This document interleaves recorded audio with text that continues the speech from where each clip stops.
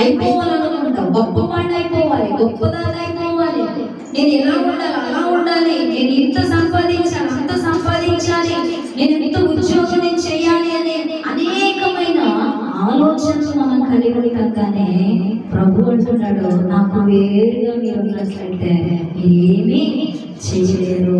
ప్రభు లేకుండా మనం ఏమీ చేయలేము అంటారా?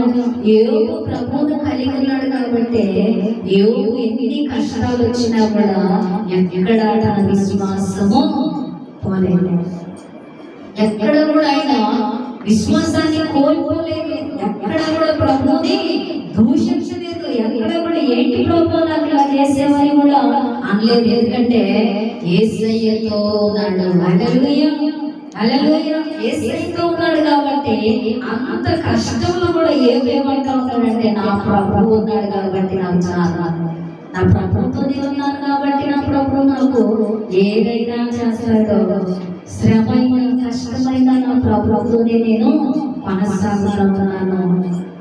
నా శ్రమ వచ్చినప్పుడు నా బంధువులు నాతో ఉండకపోవచ్చు, కానీ నాతో అంటు కట్టబడిన నా దేవుడు నా యేసయ్య నా శ్రమలో పాలుభాగస్తుడవుతాడు. హల్లెలూయా, హల్లెలూయా.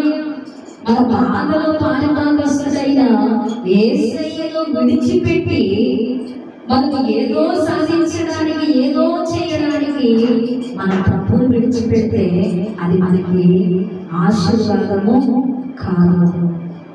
ఆశీర్వాదం